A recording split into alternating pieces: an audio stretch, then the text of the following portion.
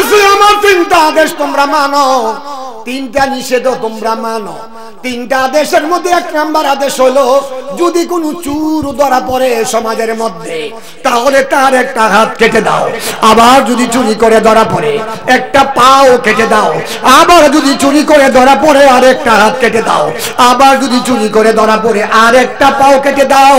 আবার যদি চুরি করে ধরা পড়ে তাহলে তাকে শুলে সরায় দাও।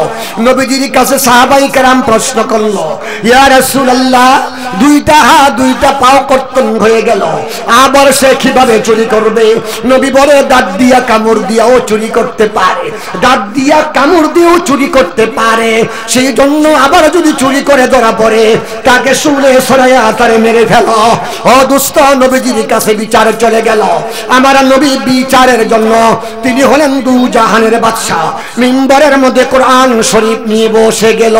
সাহাবায়ে কেরাম চিন্তায় পড়ে গেল, আজকে যার বিচার হবে তিনি একজন মুসলিম নারী, তিনি একজন মুসলিম নারী, তিনি হলো আবার কুরাইশ বংশের নারী।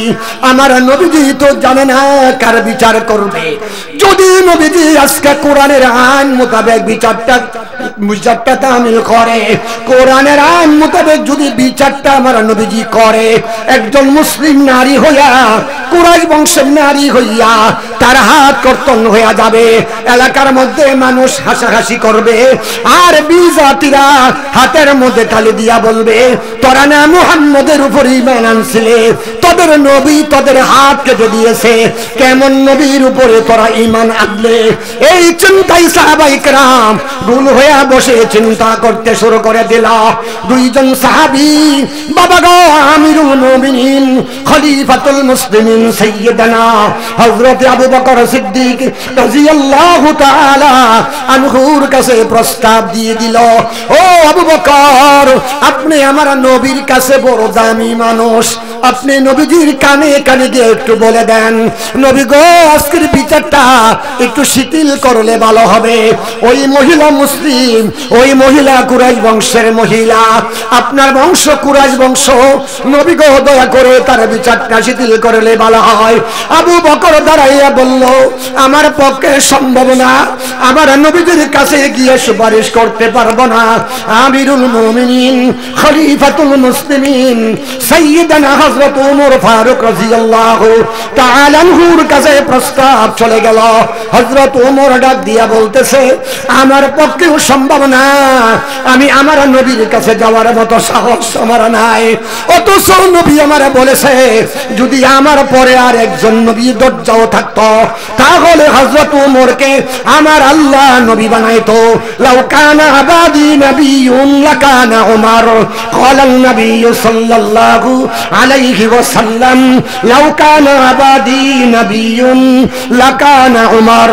আমার নবী বলে, আমার পরে যদি নবুয়তের দরজার একটা বাকি থাকতো সেই নবীটা আমার আল্লাহ ওমরকে বানায়া দিত। সেই ওমর বলতেছে, আমি আমার নবীর কাছে যাওয়ার সাহস নাই। প্রস্তাব চলে গেল উসমান গনির কাছে, তিনিও প্রস্তাবকে বাবা প্রত্যাখ্যান করলো।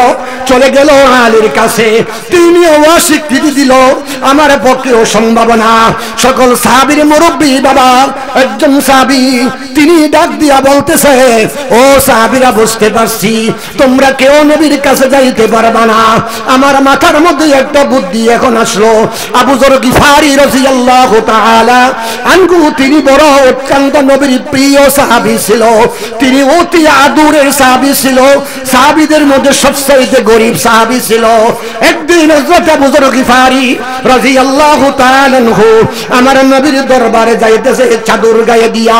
হযরত জিবরাইল আমিন নবীর কাছে আসতেছে, নবীর কাছে আসিয়া সালাম দিয়া বলতেছে, ও আল্লাহর পয়গম্বর, আপনার কাছে দেখছেন নি আবু যর গিফারি একটা চাদর গায়ে দিয়ে আসতেছে। আমার নবী মুস্কি হাসি দিয়া বলতেছে, ও জিবরাইল, তুমি কেমন করে আমার সাহাবী আবু যর গিফারিরে চিনলা? হযরত জিবরাইল বলে, ও নবী গো, জেনে রাখুন, আমি জিবরাইল কেন, আকাশের এমন একজন ফেরেশতাও বাকি নাই যে আবু যর গিফারিকে চিনে না। আকাশের সমস্ত ফেরেশতারা আবু যর গিফারি রাদিয়াল্লাহু তাআলা আনহু কি চিনে। আবু যর গিফারি দাঁড়াইয়া বলতেছে, ও ফারুক আজম, আমার মাথার মধ্যে একটা বুদ্ধি চলে আসলো। আমার নবীর পালক পুত্র যায়েদ ইবনে হারেসার ঘরে একটা ছেলে যখন জন্ম হয়েছে, আমার নবী নিজে তার নামটা উসামা রেখেছে। আমার নবী তার কাঁধ মুবারকের মধ্যে উঠাইয়া নবী রাস্তা দিয়ে চলে, আমার নবী বুকের মধ্যে জড়াইয়া ধরিয়া রাত্রেবেলা ঘুমের ঘরে যায়।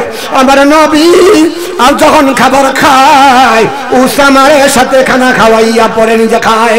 উসামা এখনো নাবালেগ শিশু, উসামার পাঠাইয়া দিলে সবচাইতে ভালো হয়। সকল সাহাবীরা বলল, ও আবু যর গিফারি, সুন্দর একটা প্রস্তাব আপনি দিয়েছেন।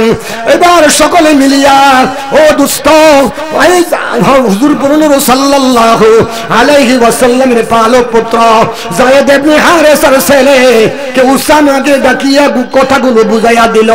তুমি গিয়া তোমার দাদার কাছে বলবা, দাদা আজকে যার বিচার হবে তিনি হলো একজন মুসলিম নারী, কুরাইশ বংশের নারী। তার বিচারটা কোরআনের আয়াতের মোতাবেক না করিয়া একটু শিথিল করে দিলে ভালো হবে। ওসামা একটা দৌড় দিয়া আমার নবীজির কুল মুবারকের মধ্যে দুইটা পা এইভাবে দিয়া বসে গেল, দুইটা হাত দিয়া নবীজির ঘাড় মুবারকের মধ্যে ধরে ফেলছে, কান মুখ বরাবর মুখটা নিয়ে গেছে। আস্তে আস্তে দাদার কাছে কথাটা বলছে, বলার সঙ্গে সঙ্গে আমার নবীজি দাঁড়াইয়া বলতেছে, ও সাহাবারা, এ কথা কখনো উসামার কথা না। এই কথা উসামার কথা না। ইয়া আবু বকর, ওমর, ওসমান, আলী, আমি বুঝতে ভুল করি না, এই কথা কখনোই উসামার কথা না। আজকে কুরাইশ বংশের নারী হওয়ার কারণে তোমরা আমার কাছে উসামারে পাঠাইয়া দিলা বিচারটা শিথিল করার জন্য। জেনে রাখো আবু বকর, ওমর, ওসমান, আলী, আমার কলিজার টুকরা ফাতেমাতুজ জোহরা রাদিয়াল্লাহু তাআলা আনহার বিরুদ্ধে যদি চুরির অভিযোগ আসতো আর যদি তাকে প্রমাণিত করা যাইত, আমি নবী, আমি ফাতেমার হাত কাটিয়া মসজিদে নববীর মধ্যে আমার মেয়ে ফাতেমার হাত কাটিয়া এই জমিনের মধ্যে নেই বিচারে প্রতিষ্ঠা করে দিতাম।